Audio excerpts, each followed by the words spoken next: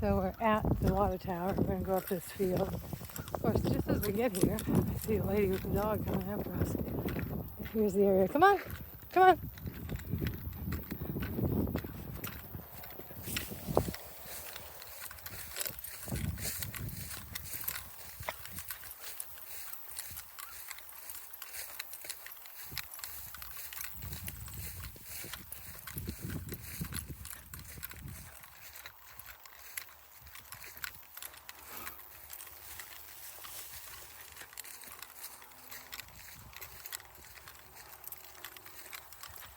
So one of the things I like about staying in an area for a while, which I've been here for over a month, is you get to take multiple hikes to the same place and see it in different attitudes and weathers and conditions.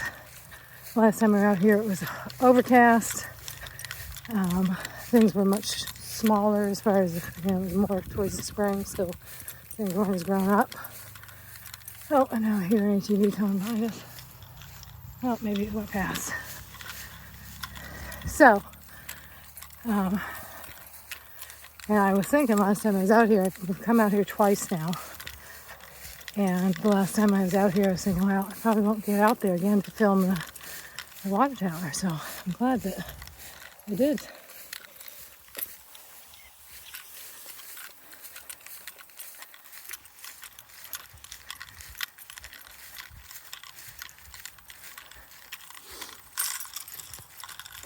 Of course, right now I'm low on gas, so I'm not exploring anything but the immediate area, which is a beauty to that too. What I just mentioned, what are these? Are these cranberries? I think those are cranberries. I smell one. Hold on, Tuck. No smell. A really big pet, so I guess those are probably choke cherries, which make a lovely jam or jelly. I've seen this tree a couple times. I'm not sure what it is, but it's awful pretty. It's got some sort of berry form, and I have seen that somewhere online. Let's see if I can find that. And this is very pretty. I'm not familiar with that plant either. So yeah, you got a bunch of choke cherry bushes in there. There's another one of those plants with these clusters, berry clusters, and I don't know what they are. If anybody knows, let me know. Get a little better look at the leaves and the clusters.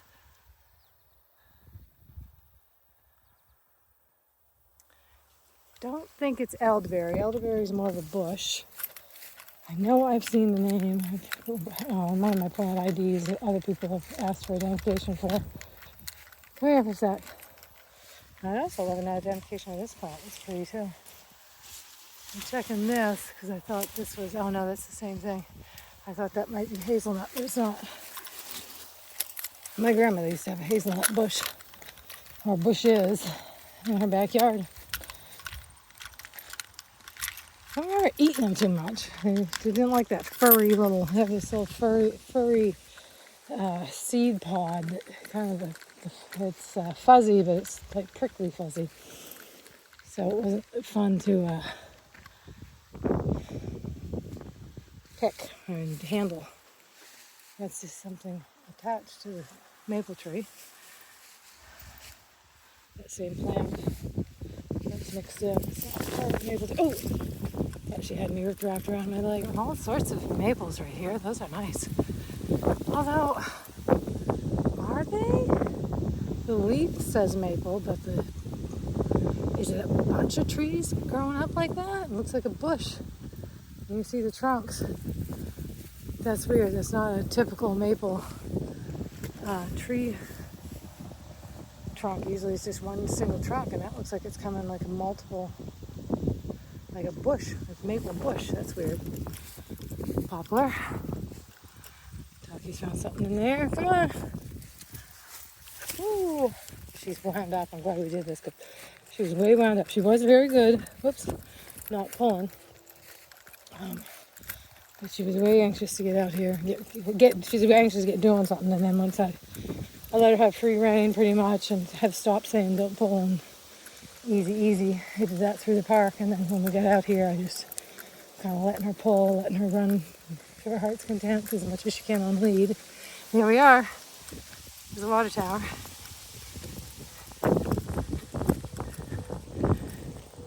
Field for as far as you can see. Potato field over there. I noticed there was a rock pile, so when they go through in the spring, a lot of the rocks, get pushed up with the frost up to the surface. And the farmers go through and dig up the rocks and put them in a pile on the side of the field to get rid of them, so that when they can plant, it's not going to interfere with their plows and stuff. The big machinery that's got the big harrows and all that stuff. But I just thought it seemed weird. It's like, okay, you take all the rocks out so you get down to, 12 inches of just soil. But they come up every year.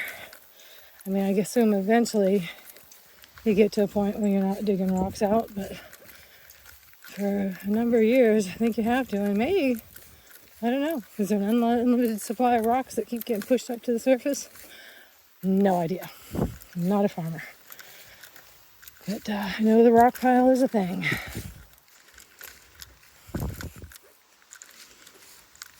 And I was thinking when I saw it, because I was at the library yesterday, and the library's made this little path with rocks up to, they bought a house beside the library to be their literary house, which I was very opposed to. It was $250,000, I think. Come on, Taki. Which doesn't sound like much, but it is for our little town. Come on, Taki, out of there.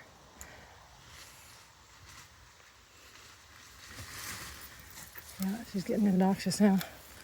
And the worst thing about that is now they have to heat another building and do the upkeep. And they've got a lot of things that they've got to upkeep that they can't. The crews are stretched to the limit. They just can't afford it. Can't find enough people to work.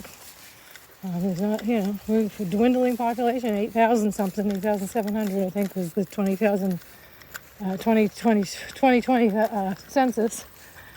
Look at that. So pretty. So that's Quackajo, South and North Peaks. I don't know what they call the other two little peaks behind it, but those first two most prominent ones. Chuck, stop pulling. Jeez, I'm stopping. You can see me stopping. There's a Rustic State Park is out there. We haven't been out there yet. I want to go out there and take some video. It's a nice little park. It's got a little little lake called Echo Lake. You can kayak. You can, it's got a bunch of trails going up to both peaks. The North Peak, or the South Peak, is the steepest one there, and it's a little hard getting up to the top of that. At one point, the trail goes like right up a face of rock, facing the rock, and you're basically, climbing it up like a ladder. South Peak, I actually haven't climbed up. As a kid, I used to go out with my family, and me and my brother, especially Mike, my brother Mike especially, we would climb the North Peak or the South Peak all the time. And I did it again, 20 years ago when I came up for a high school reunion. Haven't been up there since, so it's overdue for a climb up there. And the North Peak I should try. I've never been up there. And there's trails that goes right up to both peaks. And you can cross the saddle on a trail between the two peaks, so you don't have to go up that rock face on the South Peak. And I think we can see Haystack, which is another popular local mountain. Now, I guess we can't see it. That one's Scopan, excuse me. I don't want to use it was named rudely with the pejorative word for a native person, native female, and they changed it. The native tribes requested the state change some of the names that they had for places, and that was a lake that they had a name of. Taki, come on, jeez, wrapping me right around and pulling on me, which I fully supported. Some people are all, oh, it's always aimed at. Why can't we still call it that? That kind of attitude. It's because it's a word that's it's like the N word. It's the S word for a female Native American. And it was time for it to go, and it went. So I was happy about that. There's also public lands out there and trails that go up to those little peaks that you saw that way. And here we are, the water tower. Finally, after 3 trips, I have enough battery power in my camera, or my phone. And you can see the fireweed, which is extinguished. It's all gone by. Pretty purple flower weed. When it gets in a big clump, it really is pretty in the landscape from a distance. But yeah. Taki, will you please stop pulling? Why all of a sudden are you super pulling? You were doing really good. We have had a good walk where you haven't pulled, and now you're pulling. Stop it. I'm going to shorten up your lead because you're being bad.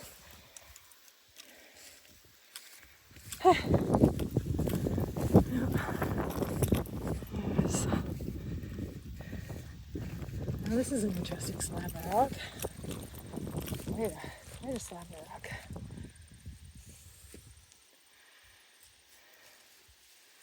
Let's walk around it. I haven't walked around it.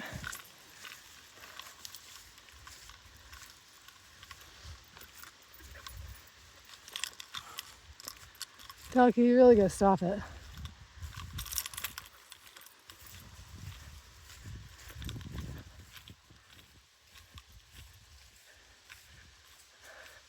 I do have a fascination for man-made things in a natural environment, and I love stuff like this. The staircase, the protected staircase. Look at that. That's crazy. So it's up like a protected ladder. But look at that, because that's a straight drop, really. Well, between the 2 landings, or 3 landings, 1, 2, 3, 4. Between the 4 landings, you're climbing up just a protected ladder that if you'd have to drop through one whole thing, that's quite a drop down to the next landing. That wouldn't be fun. Taki, would you stop pulling? Holy cow! I like that they got it nice and kept up. It's nice and painted well, and it doesn't look like it's all rusty. Look at that. That is up there, way up there. I can't imagine having to climb up there. And I mean, I don't think anybody does very often. I don't think there's much maintenance that has to be done to the top. There's probably inspections. Look at the giant bolts. That's funny. Well, we got some overflow pipe, which doesn't look like much of an overflow pipe.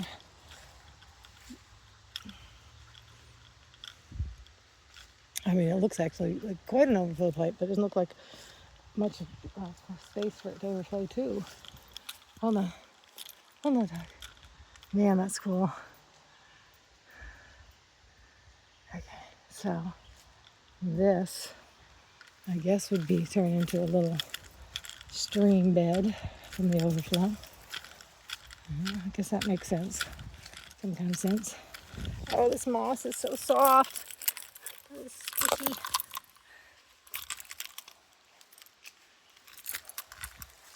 Yep, you can't beat summer in northern Maine. It's just so lovely. Of course, it only lasts for 2 months. That's the worst part. Like I said, the temperatures were a little cool last night, and that actually is green leaves. So it looks yellow on my phone, but those are actually green leaves. But about certainly by mid-August, you're getting temperatures that are down in the 40s at night. It's a brief summer in northern Maine. Not quite Arctic, but close. Taki, are you having fun? Is this a good walk? Has this been a good walk? Yeah, you having fun? You having fun? Your tongue's hanging out like you're having some fun. So yeah, come visit, buy some property, live here.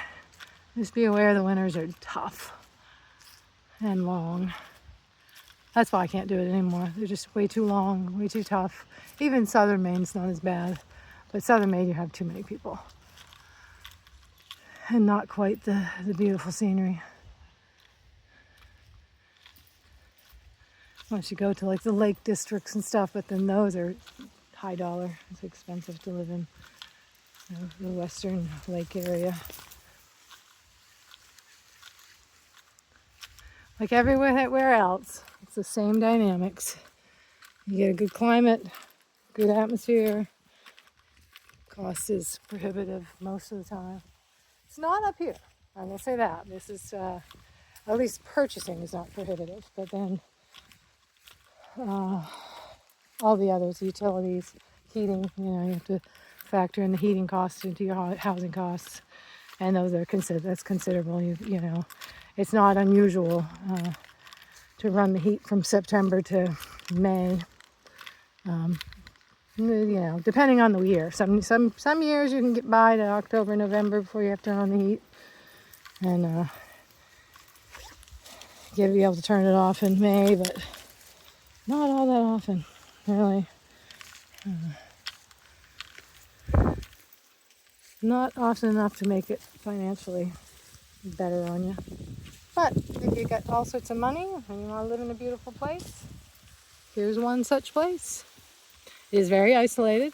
There's not much to do unless you love this. If you love hiking, even the hiking though, I will say it's you know, we're on whoa, Taki, jeez.